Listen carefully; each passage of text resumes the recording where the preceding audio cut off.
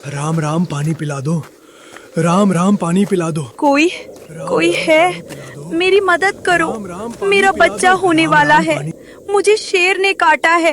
मेरी मदद कर दो। कौन बुला रहा है? मुझे तो कोई दिखाई नहीं दे रहा है। मैं झाड़ियों के अंदर हूँ। मैं घायल हूँ।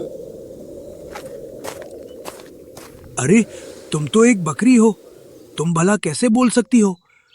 तुम तो कोई साधारण बकरी नहीं लग रही हो। मुझे एक साधु के द्वारा वरदान मिला है। मैं सिर्फ कुछ नेक दिल इंसानों से ही बात कर सकता हूँ। मैं शायद नहीं बचूंगी। मैं मरने वाली हूँ। तुम मुझसे वादा करो। तुम मेरी बच्ची को अपने घर में लेकर जाओगे और अपने बच्चे की तरह पालोगे। अरे मैं भला कैसे तुम्हारा बच्चा ले सकता हूँ? ऐसे ही गर्मी की वजह से पूरा गांव सूख गया है। खेत भी सूख गए हैं। घर में पीने का पानी तक भी नहीं है। तुम्हारे बच्चे को मैं क्या खिलाऊंगा? मैं खुद पानी की खोज में यहाँ पर आया हूँ। भगवान की कृपा से मेरी मदद कर दो। मेरे बच्चे को बचा लेना। मेरे बच्चे तुम्हें रास्ता दिखाएगा। ये बोलकर बकरी रोने लगती है और बच्चे को जन्म दे देती है। बच्चा जन्म देते समय बकरी मर जाती है। मरी हुई माँ के पास बच्चा रोने लगता है। माधवलाल को बकरी के ऊपर माया आ जाती है। हे भगवान, इतना प्यारा बच्चा, इसका मैं क्या करूं? अरे रो मत। मैं कुछ करता हूँ। मैं तुम्हें अपने घर लेकर जाऊंगा। माँ, क्या हुआ माँ? आंखें खोलो ना माँ। तुम्हारे बिना मैं कैसे जीऊंगा माँ? शांत हो जाओ बेटा। अब तुम्हारी माँ इस दुनिया में नहीं रही। तुम मेरे साथ मेरे घर चलो बेटा। हम सब एक साथ रहेंगे। मैं माँ को छोड़कर नहीं जाऊंगा। ये तो कुदरत का नियम है बेटा। जो आया है एक दिन उसे जाना पड़ता है। रुको, मैं तुम्हारी माँ का अंतिम यात्रा अच्छे तरह से कर देता हूँ।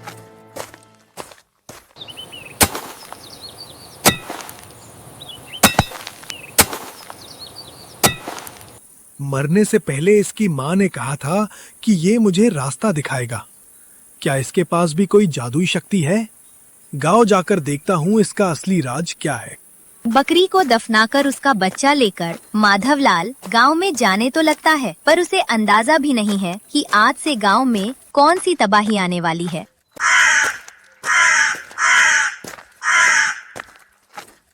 नमो नारायण। सत्यानाश हो रहा है। बेचारा जीव भी बच नहीं पा रहा है। अगर आज इसका ये हाल है तो आगे चलकर पूरे गांव का क्या होगा?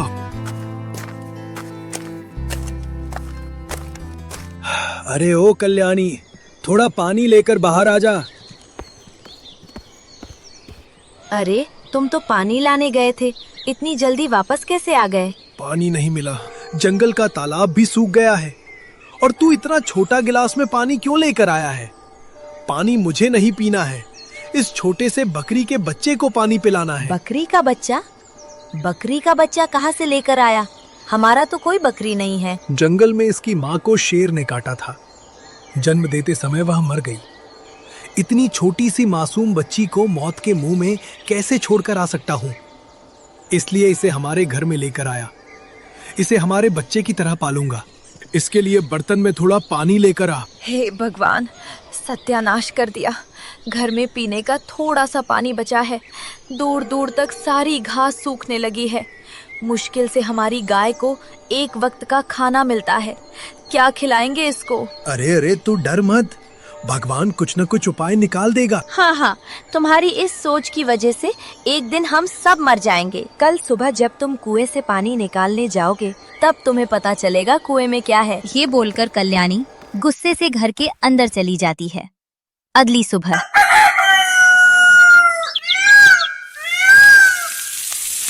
थोड़ा सा पानी बचा था।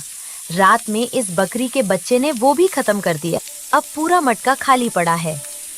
कुणाल, अरे ओ कुणाल, उठ जा। तेरे पापा को लेकर जा। कुएं से मटका भरकर पानी लेकर आ। चावल सब्जी बन चुकी है। धूप बढ़ने से पहले खा ले। ये बकरी के बच्चे का क्या करना है देख ले। बकरी का बच्चा? यह बकरी का बच्चा कहाँ से आया?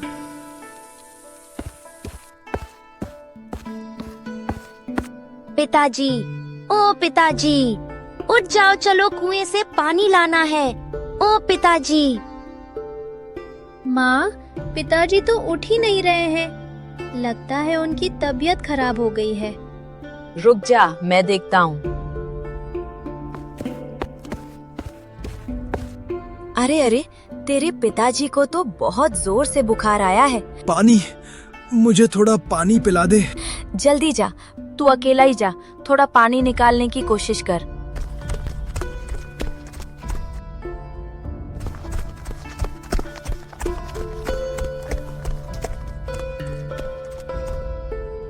अरे अरे, पूरा कुआं तो सूख गया है।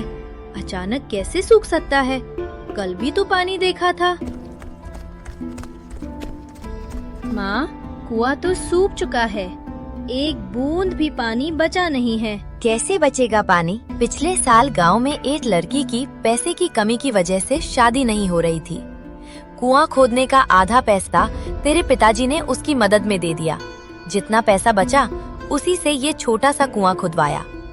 दूसरों की मदद करते करते हम सबको एक दिन डुबा देगा।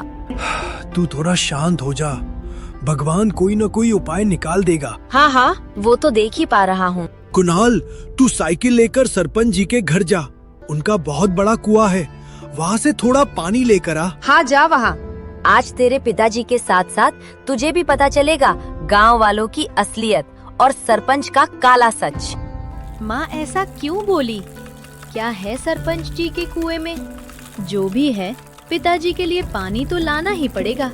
चलो जाकर देखता हूँ। सभी के पास पैसा है कि नहीं? बिना पैसे के एक बूंद भी पानी नहीं मिलेगा। मुझसे पानी लेना है तो पैसा देना ही पड़ेगा। अरे, ये इतने सारे लोग लाइन में क्यों खड़े हैं? सरपंच जी, मेरे पिताजी की तबीयत बहुत खराब है। हमारा कुआं भी सूख गया है। घर में एक बूंद भी पानी नहीं है। हमें थोड़ा पानी दे दो। एक हाथ से पैसा दे, दूसरे हाथ से पानी ले। जल्दी कर, बहुत सारे लोग लाइन में हैं। पैसा? पानी पैसे में कब से बिकने लगा?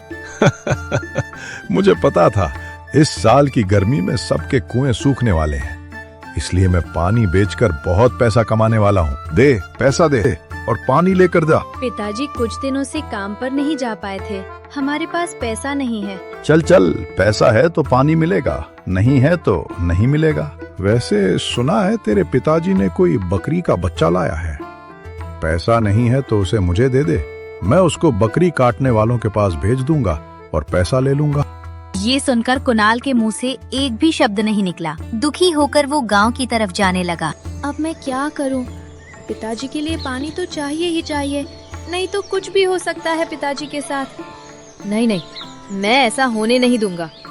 चलो गांव में जाकर किसी से पानी मांगता हूँ। कुणाल गांव में घर घर जाकर लोगों से पानी मांगने लगा। चाचा, मेरे पिताजी बीमार हैं, हमें थोड़ा पानी दे दो।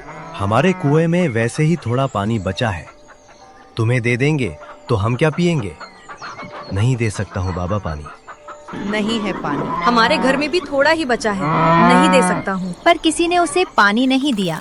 पानी की उम्मीद हार कर कुणाल घर की तरफ जाने लगा। घर की तरफ चलते चलते वो बकरी के बच्चे के बारे में सोचने लगा जो सरपंच ने कहा था।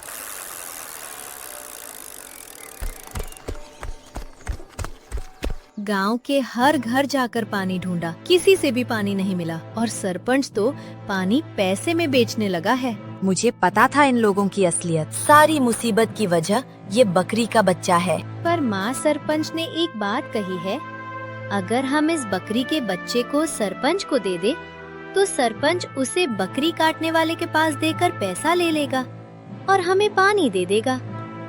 अगर मेरी मौत भी हो जाए फिर भी तू ये काम नहीं करेगा, उसे बकरी काटने वालों के पास नहीं भेजेगा। मैंने उसकी माँ से वादा किया था कि उसे अपने बच्चे की तरह पालूंगा। कुणाल, तू मुझसे वादा कर कि तू बकरी के बच्चे को अपने भाई की तरह पालेगा, उस पर कोई मुसीबत नहीं आने देगा, तू हमेशा उसके साथ रहेगा, वो तुझे सही रास्ता दिखाएगा। धीरे धीरे माधवलाल की तबीयत बहुत ज्यादा खराब हो जाती है और ये बात बोलते बोलते माधवलाल अपना दम तोड़ देता है। पिताजी, हे भगवान, अब मैं क्या करूं?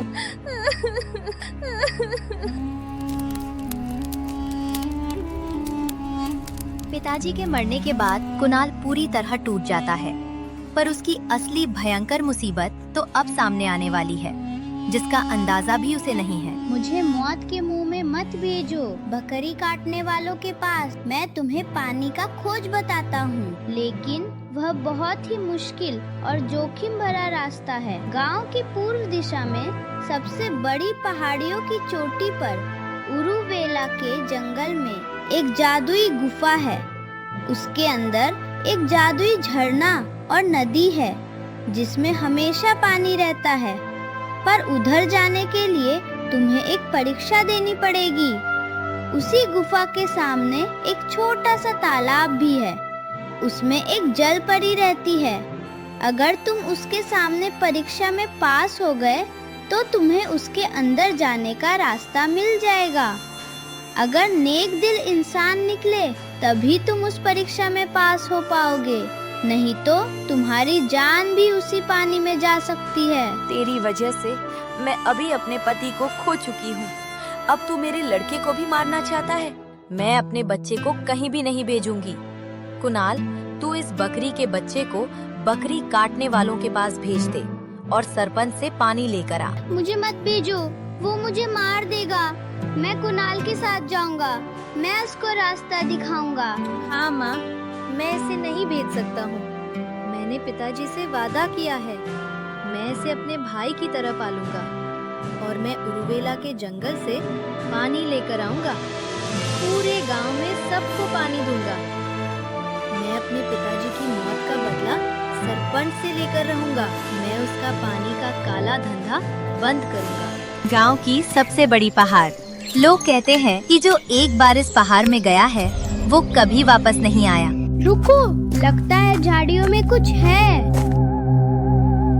चलो जाकर देखता हूँ। ये तो हिरन का बच्चा है और इसके ऊपर पूरा पेड़ गिरा हुआ है।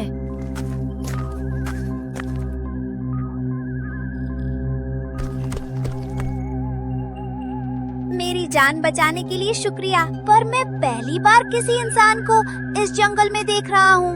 इतने खतरनाक जंगल में तुम लोग क्यों आए हो? जादुई गुफा के अंदर पानी की खोज के लिए हमें जल परी से मिलना है। तुमने मेरी जान बचाई है, इसलिए कह रहा हूँ, जितनी जल्दी हो सके यहाँ से निकल जाओ, नहीं तो तुम सब मारे जाओगे।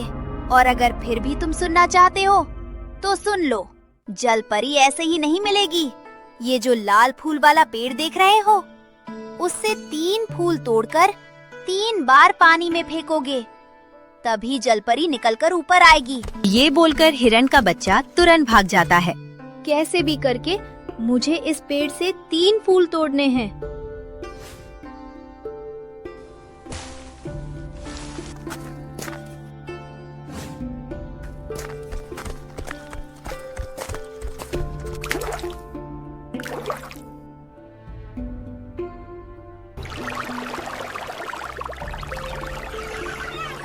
इस खतरनाक जादुई तालाब के सामने आने की हिम्मत तूने कैसे की?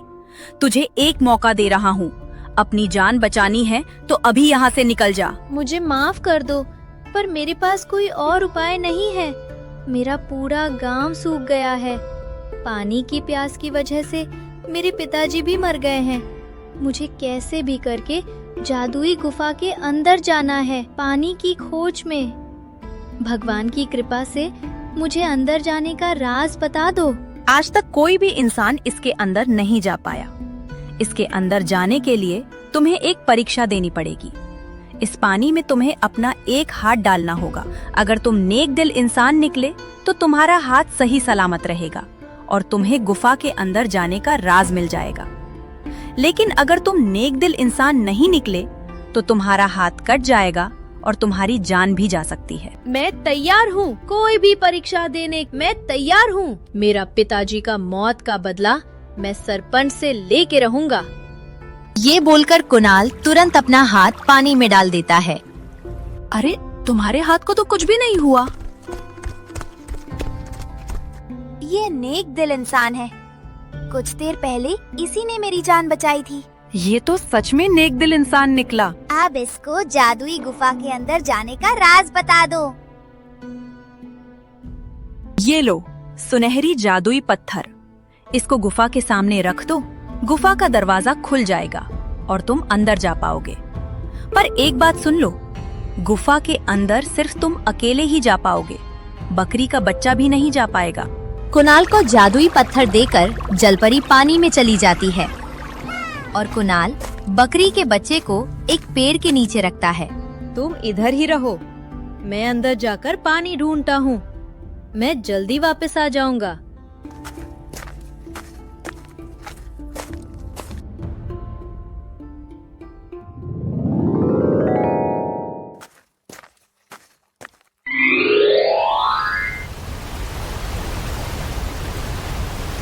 अरे अरे, क्या चमत्कार है! पूरा गांव सूख गया है, पर यहाँ तो पूरी नदी में भर भर के पानी है। झरने से भी पानी निकल रहा है। चलो, जो भी है, फटाफट पानी लेकर गांव जाता हूँ।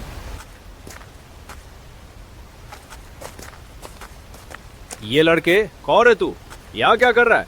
इस जादुई दुनिया में कैसे आया है तू? कोई आम आदमी तो यहाँ नहीं आ सकता है। चलो इसको राजा के पास लेकर जाता हूँ। दोनों सिपाही कुणाल को राज दरबार में लेकर जाते हैं। महाराज, पता नहीं ये लड़का नदी के किनारे कैसे आ गया और नदी से पानी चुराने की कोशिश कर रहा था। क्या इसे काल कोठरी में डाल दूं? महाराज, मैं पानी नहीं चुरा रहा था। मेरा पूरा गांव सूख गया है, एक बूंद भी पानी नहीं है। गांव का हर एक इंसान पानी के लिए तरस रहा है।